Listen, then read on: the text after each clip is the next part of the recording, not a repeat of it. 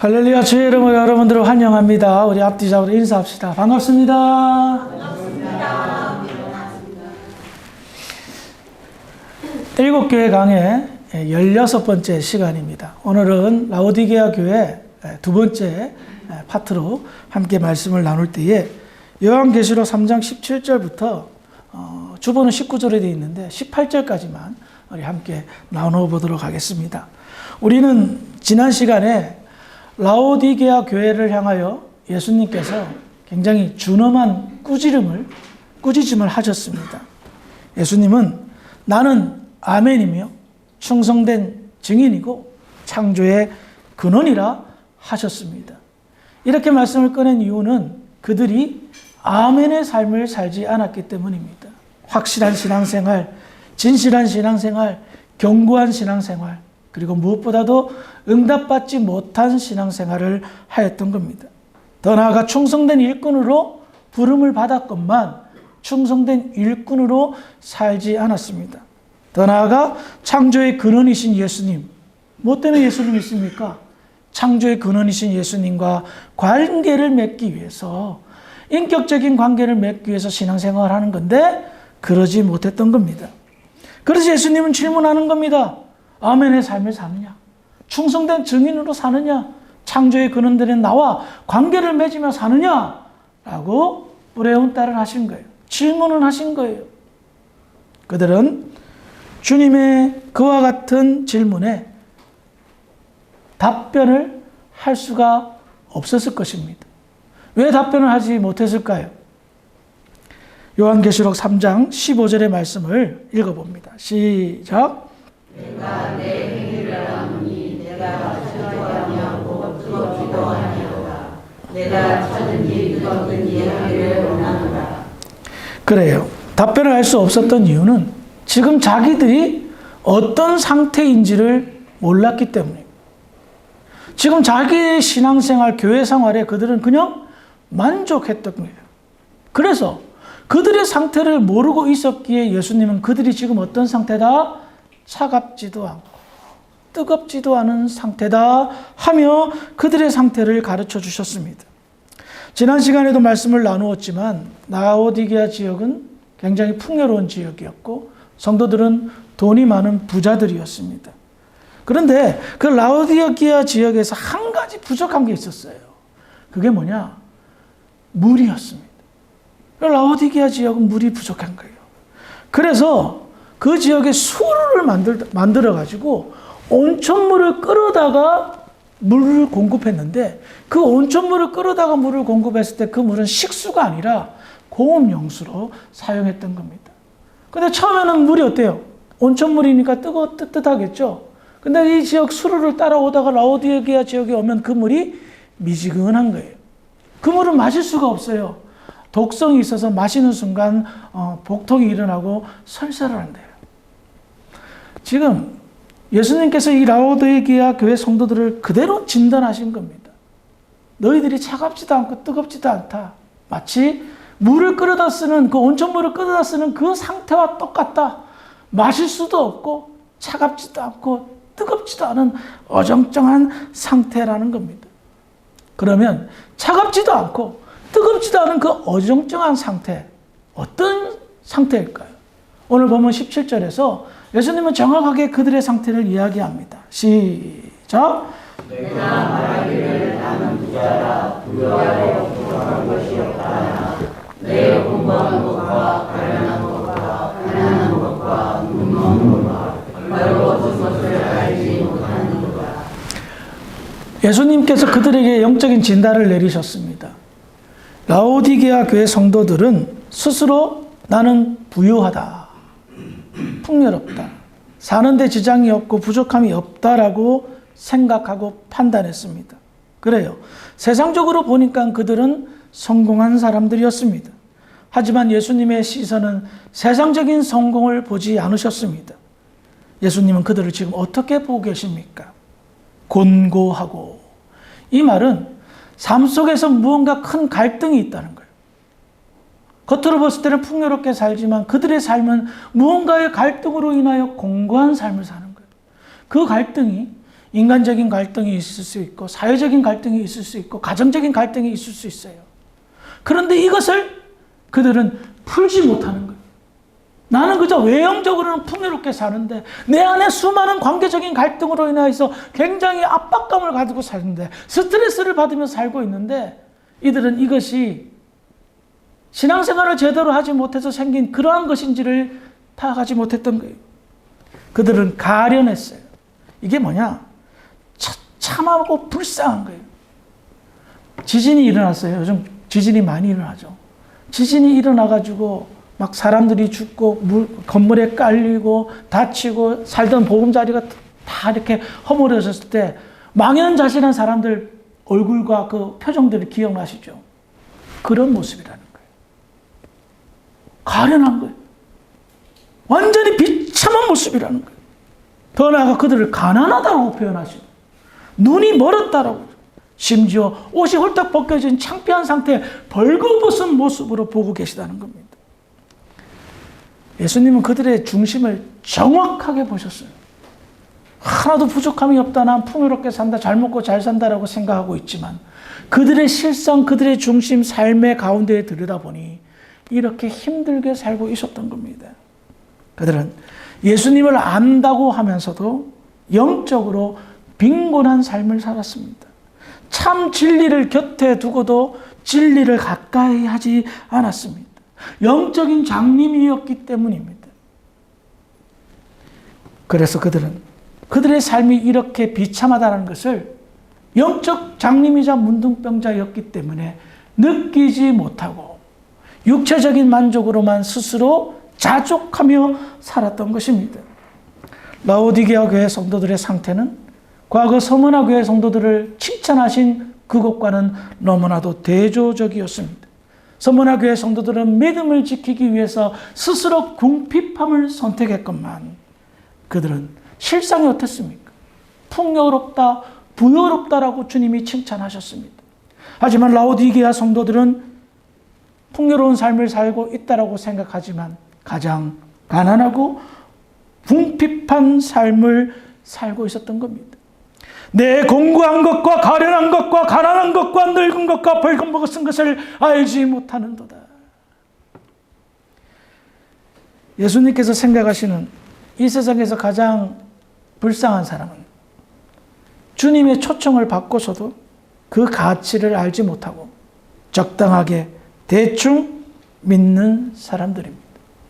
그들은 눈에 보이나 곧 사라질 세상의 어떤 부귀영화만 붙잡으려고 하는, 마치 보이지만 잡을 수 없는 신기루를 붙잡는 그런 삶을 살았던 겁니다. 그러니 그들의 눈에는 신기루가 보이니 하나님의 나라가 보일 턱이 없죠. 하나님의 나라의 영광이 영적으로 감지가 안 되고 볼 수가 없는 겁니다. 그래서 가련한 인생이다, 곤고한 인생이라 평가받는 겁니다. 세상적으로 풍성해지는 것은 그래요. 하나님의 축복 가운데 하나입니다. 성경이 약속한 축복 가운데 하나입니다. 하나님께서 이런 풍성함을 허락하신 이유가 무엇입니까? 먼저 우리가 안락하게 살기 위함입니다. 험한 세상에서 안락하게 사는 것 죄 아닙니다. 누리시기 바랍니다. 더 나아가 그런 안락함과 풍성함을 나만 홀로 먹고 쓰는 것이 아니라 가난한 이웃들을, 힘든 이웃들을 섬기고 나눠주기 위함입니다. 성경에는 그것을 약자보호법이라 하여 율법에서 명시하고 있습니다.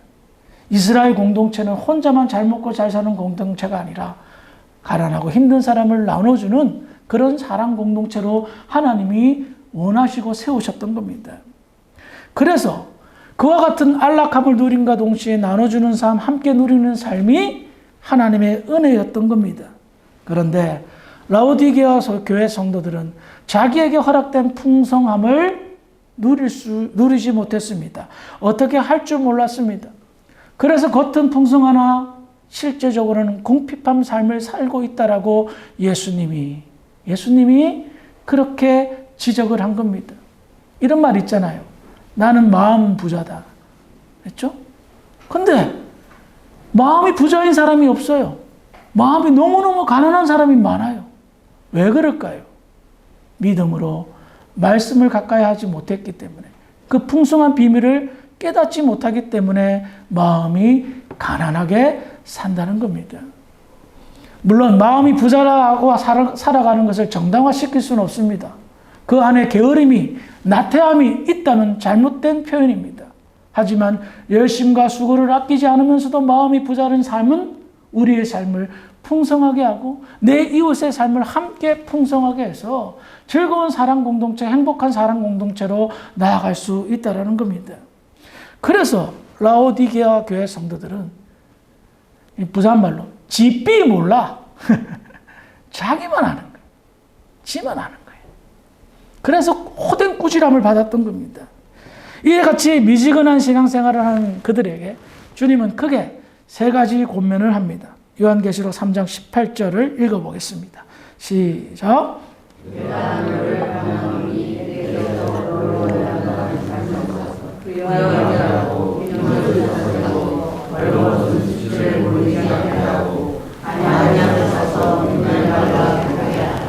첫 번째 주님의 권면은 불로 연단된 믿음을 소유하라라는 겁니다.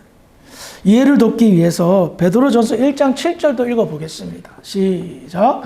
너희 믿음의 확실함은 불로 연단하여도 쏟아질 물보다 더 귀하여 예수 그리스도께서 나타나실 때에 칭찬과 영광과 존귀를 얻게 할 것이다. 이 말씀 여러분들 꼭 새겨 들으시기 바랍니다. 라오디게아 교회 성도들이 제일 먼저 해야 될 일은 불로 연단된 금을 사라는 것. 근데 이것을 성경의 다른 표현은 믿음의 시련, 믿음의 고난인 겁니다. 그래요. 주님께서 가장 부요한 것으로 인정하고 계시는 것이 바로 고난과 시련 속에서, 즉 불로 연단되어져 나온 믿음이라는 겁니다. 그러면 라오디게아 교회 성도들이 어떤 삶을 살고 있었는지 알죠? 믿음으로 사는 것이 무엇인지 몰랐던 것이 아닙니다. 타협했던 겁니다. 이렇게 살면 나한테 손해가 온다. 내가 이런 믿음으로 살면 내게 피해가 올 수도 있다. 이렇게 살면 세상에서 힘들게 살 수도 있을 거야. 머리가 나쁜 사람들은 아닙니다. 굉장히 잘 돌아간 사람들이었습니다. 하지만 주님이 원하는 머리 돌림이 아니었습니다. 주님이 원하는 판단과 생각이 아니었습니다. 참된 신앙인들은 그 안에 시련이 있고 고난이 온다 할지라도 그것이 주님의 뜻이라면 선택할 수 있는 믿음이 있다는 겁니다. 그 믿음이 불로 연단되어지는 고통이 뒤따른다 할지라도 성경은 약속합니다. 그것이 뭡니까? 칭찬과 영광과 존귀라고 말하고 있습니다. 그러므로 믿음으로 사는 것은 믿음 때문에 얻게 되는 시련과 고난은 실패한 것이 아니고 억울한 것이 아니라는 겁니다.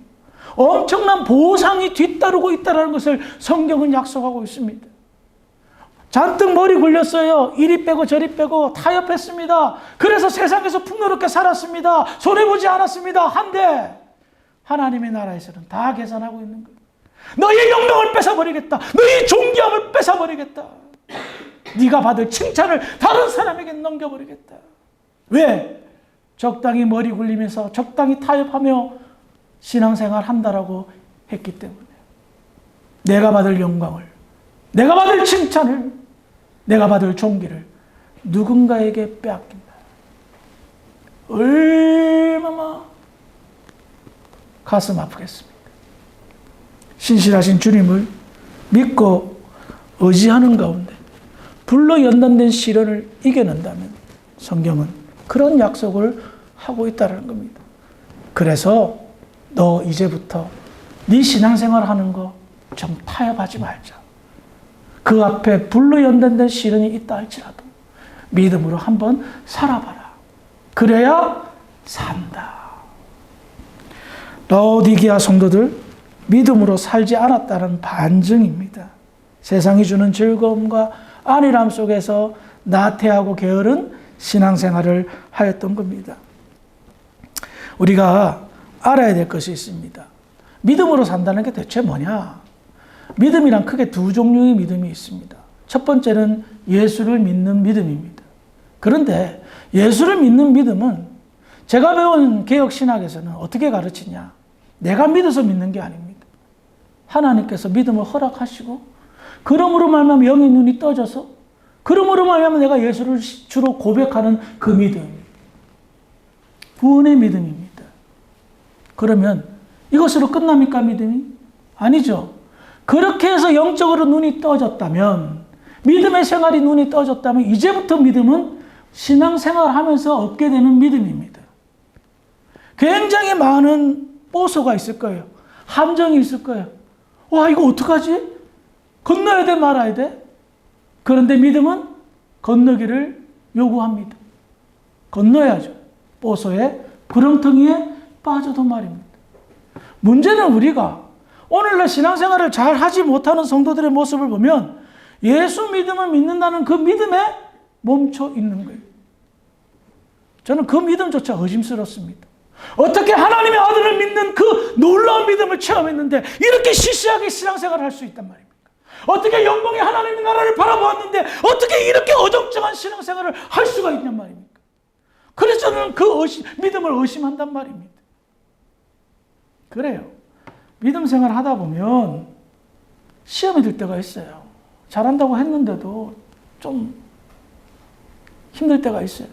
열심히 하고 헌신했는데도 내가 받는 보상이 너무 석연치 않은 것 같아서 좌절할 때가 있어요.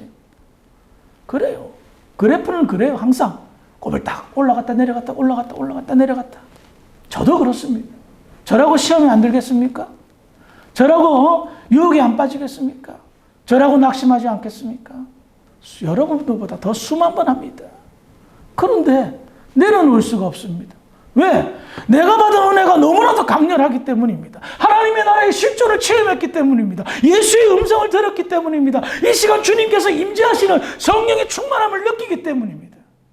그래서 믿음으로 살 수밖에 없는 겁니다. 그런데 이러한 믿음의 진보가 없다면 돌이켜봐야죠. 그 분명히 주님께서 말씀하시듯이 시련을, 고난을 두려워하거나 타협하거나 이 세상에서 지금 양다리 걸치면서 대충 믿고 있다는 증거라는 겁니다. 두 번째로 예수님은 흰옷을 사서 입으라 라고 말합니다. 이 말씀은 거룩한 옷을 다시 입으라는 거예요. 참, 이 라오디게아가 문제가 뭐냐? 자기들이 거룩하게 살고 있다라고 착각했던 거예요. 나름 경건하게 살고 있다라고 생각했던 거예요. 주님이 보니까 너무 더러운 옷을 걸치고 입는 거예요. 여러분, 주일날 오실 때 못 입고 갈까 고민하지 않아요? 저도 양복이 뭐 몇 개 되진 않지만 매주 무슨 양복을 입지, 무슨 와이셔츠를 걸치지, 넥타이는 뭐 매주 고민해요. 왜? 그래도 주일날 교회 오는데 깨끗하게 입고 와야 되잖아요. 그렇잖아요. 그래도 제가 주사람께 얼굴 마담인데 그럼 여러분도 안 그래요? 뭔가 깨끗하게 입으려고 애를 쓰잖아요. 근데 그냥 더러운 거 막 일주일 내내 막 운동하고 막 일하고 떼꾸장 딱 묻은 그 옷 입고 오는 사람 있어요? 아무도 없을 거예요. 근데 지금 주님이 보니까 이 주사람, 라오디게아 성도들은 너무 더러운 옷을 입고 있는 거예요. 내가 거룩하고 흰 옷을 그냥 아름다운 흰 옷을 줬는데 그것은 안 입는 거예요. 처음에는 공짜로 줬는데 이제는 공짜로 못 주는 거예요. 그래서 사서 입어라. 뭐예요? 대가를 지불하라는 거예요. 처음에 거룩한 옷, 흰 옷은 대가가 없었어요. 그냥 주셨어요. 근데 그 옷을 더럽게 해서 못 입게 된 거예요. 이제 너희들이 사! 그렇게 비싸고 좋고 가치를 매길 수 없는 그 옷을 네가 더럽혔으니 이제 사서 입어. 돈 많잖아. 라고 말하는 거예요. 사실 거룩한 옷, 흰 옷을 입으라는 이 표현은 복음으로 돌아가라는 의미가 담겨져 있습니다. 그게 뭐냐? 처음 예수를 믿었을 때 그 상태로 돌아가라. 처음 예수를 믿으면서 흰 옷을 입잖아요. 예? 정말 그때의 그 은혜, 감정, 아마 경험하신 분들은 아마 다 기억하고 있을 거예요. 얼마나 황홀했습니까? 얼마나 강렬한 체험이었습니까? 그때 우리는 스스로 자기 자신을 죄인이라고 고백하며 회개하며 주님 앞에 무릎 꿇고 눈물 흘리셨을 것입니다. 흰옷을 사서 입으라 라는 이 표현은 옛날에 네가 어땠는가를 돌아보라는 겁니다. 과거에 주님을 몰랐을 때 그 옛사람의 상태를 살펴봐라. 그리고 흰옷 입었을 때 그 은혜를 기억해 보라는 겁니다. 이제는 공짜로 줄 수 없고 너희들이 사야 된다. 노력을 하고 수고를 해서 거룩한 옷을 입어라. 흰옷을 입으라고 말씀하고 있다는 겁니다. 우리 가운데 과거의 은혜를 잃어버린 분들 계십니까?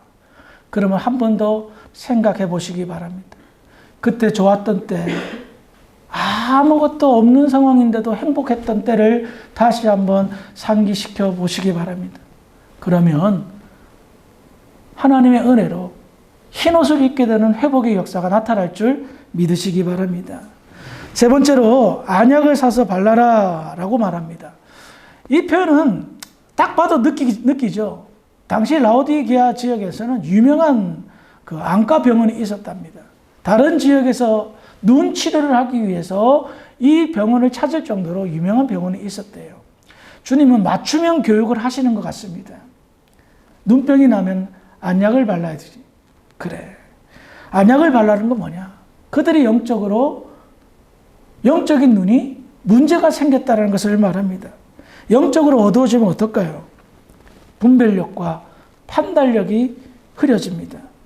교회는 영적으로 깨어있는 자들이 반드시 있어야 됩니다. 여러분, 만약입니다. 제가 영적으로 깨어있지 못하면, 눈이 감긴 상태라면 교회가 어떻게 돌아갈까요? 다른 거 볼 거 없습니다. 내 마음대로 교회가 돌아갑니다. 아시겠어요? 주 뜻대로 교회가 돌아가는 것이 아니라 내 마음대로 교회가 돌아갑니다. 왜? 눈에 보이는 것이 없기 때문에 겁을 상실한 거예요. 사랑이 하나님? 네. 말로 표현할 수 없을 정도로 그 사랑의 깊이는 우리가 헤아릴 길이 없습니다. 하지만 사랑의 배신의 대가? 우리가 상상할 수 없을 정도로 어마어마한 심판과 징계가 임합니다. 어떨 때? 내 마음대로 교회를 쥐락펴락할 때. 교회의 머리는 누구죠? 누구예요? 예수님이죠. 다 아는 상식입니다. 그런데 영적으로 눈이 어두워지면 어떤 일이 벌어질까요? 주님 뜻이라고 착각합니다. 지 생각인데. 영적인 분별력이 없으면 어떡할까요? 자기 마음대로 교회를 쥐락펴락합니다. 그럼 어떻게 될까요? 교회는 교회의 기능을 상실합니다. 왜? 머리이신 예수의 목을 쳐버렸기 때문에. 그런 일들이 얼마나 많은 교회에서 일어나는지 모릅니다. 영적으로 잠들고 영적인 봉사인 목사가 목회를 하는데 그 교회가 제대로 될 일이 없죠. 그래서 여러분들의 영적인 건강을 위해서도 기도해야 되고 영적인 눈이 떠지기 위해서도 기도해야 되지만 여러분들의 영적으로 지도하는 목회자인 저희가 항상 영적으로 떠 있어야 됩니다. 저도 사람이에요. 때로는 시련도 있고 좌절도 있고 낙심하면 그냥 아무것도 안 볼 때가 있어요. 더 나아가 욕심과 정욕에 눈 떠지면 이거 무서운 일이 벌어집니다. 목회자가 욕심과 정욕에 눈 떠지면 성도들이 어떻게 보일까요? 양으로 안 보입니다. 뒷주머니로 보이지. 아시겠어요? 뒷주머니로 보인다고요, 당신들이. 그래서 당신들 헌금하는 거 그것만 계산하고 있어요. 잘하는 사람 가가지고 막 손잡고 막 안 하는 사람 도체만 차고 헌금 안 하면 도둑질하는 거예요. 하나님도 도둑질하는 거예요 하면서 그런 소리 하고.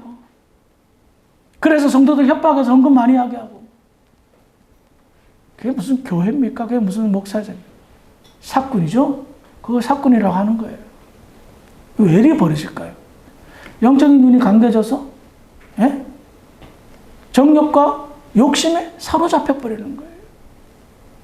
그런 게 체험해봤어요? 저는 체험해봤어요. 경험해봤어요.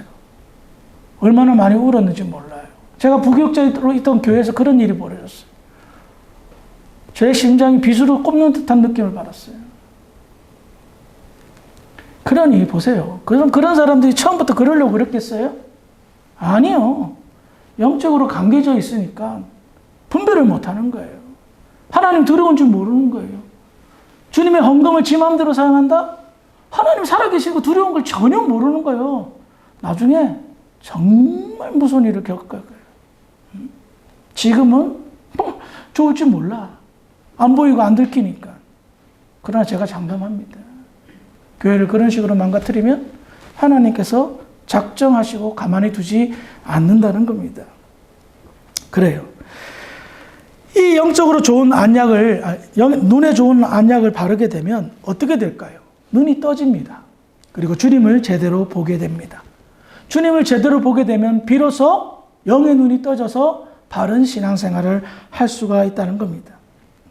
이렇게 병들어 있고 답이 없는 라오디게아 속의 성도들에게 예수님은 그들이 회복할 수 있는 비책을 선포하셨습니다. 그런데 마지막으로 이제 다음 시간에 살펴볼 것이 있습니다. 회복될 수 있는 방법, 더 큰 방법이 이제 마지막 시간에 우리가 함께 나누게 될 텐데요. 말씀을 정리하겠습니다. 오늘 말씀을 통해서 예수님께서는 의사가 환자에게 처방전을 제시하듯이 영적으로 병들어 있는 교회에 회복될 수 있는 처방전을 제시하셨습니다. 요한계시록 3장 18절 다시 한번 읽어보겠습니다. 시작. 내가 너를 보았느니 내게서 불러 연단하게 주면서 회하고 인정을 사서이고 벌거벗은 수치를 보지 아니하고 안양에서 은혜를 받아들이라 하나. 그래요. 지금 이것을 읽으시면서 우리에게 필요한 영적 처방전이 무엇이라 생각합니까? 시름 앓다가 죽을 거면 이 처방전 그냥 구겨서 쓰레기통에 버리면 됩니다. 하지만 건강하게 의미 있게 살려면 이 처방전대로 실행에 옮겨야 될 것입니다. 불로 연단한 금을 사야 될 사람들이 있을 것입니다. 또 흰 옷도 사야 될 필요가 있으신 분들이 있을 겁니다. 벌거벗은 수치를 보이지 않게 옷을 사 입어야 되죠. 끝으로 안약도 사야 될 필요가 있습니다. 저는 여기에서 한 가지 공통점을 발견합니다. 사라는 거죠. 옛날에는 그냥 주었던 겁니다. 근데 이제는 우리의 희생이 또 수고가 필요하다는 겁니다. 그런데 그 수고와 희생을 아까워하지 마시기 바랍니다. 왜냐하면 이미 우리는 풍요로웠던 적이 있었기 때문입니다.